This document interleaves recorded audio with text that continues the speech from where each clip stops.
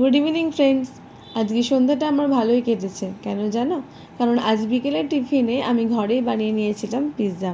আমি যেহেতু মাইক্রোওভেনে বানিয়েছি তাই ডোটা তৈরি করে একেবারে পিৎজা স্ট্যান্ডে রেখেই সাজিয়ে নিয়েছি। টপিংয়ে আগেই দিয়েছি চিজ, তারপরে এক এক করে ক্যাপসিকাম, পেঁয়াজ, টমেটো, যেগুলো আমি হালকা করে আগেই তেলে নাড়িয়ে নিয়েছিলাম। আর চিকেনগুলোও একটু হালকা করে নাড়িয়ে নিয়েছিলাম। আমি এই চিজটা ব্যবহার করেছি স্লাইস চিজ। তোমরা যদি চাও তাহলে অবশ্যই মোজারেলা চিজটাও দিতে পারো।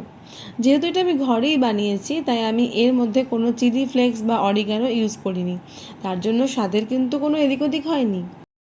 এবার ওপর থেকেও আমি সেই স্লাইস চিজ দিয়ে আবার একটু ভালো করে সাজিয়ে দিচ্ছি, যাতে করে যখন বেক করব তখন পুরো চিজটা মেল্ট হয়ে গেলে খুব সুন্দর দেখতে লাগবে। আমার পিৎজা সাজানো রেডি। এবার মাইক্রোওভেনে দিয়ে বেক করলেই হয়ে যাবে পুরোপুরি রেডি। এখন আমি এটা মাইক্রোওভেনে দিয়ে দেবো আর বেক হওয়া পর্যন্ত অপেক্ষা করব। যদিও অপেক্ষা করতে কারোরই ইচ্ছা করছে না, বিশেষ করে আমার ছোট মেয়ে। ও তো অন্তত 3-4বার এসে দেখা গেছে যে মা পিৎজাটা তৈরি হয়েছে কি।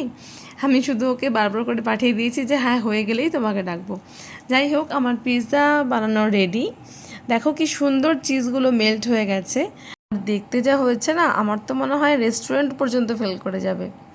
তোমাদের কেমন লাগলো তোমরা অবশ্যই সেটা নিচে কমেন্ট বক্সে জানাবে। ভিডিওটি যদি তোমাদের ভালো লেগে থাকে তাহলে অবশ্যই একটা লাইক, শেয়ার, কমেন্ট করে দিও। আর অবশ্যই চ্যানেলটাকে একটু সাবস্ক্রাইব করে দিও। তাহলে আজকের মতো এখানেই শেষ করছি। দেখা হচ্ছে পরের ব্লগে। টাটা।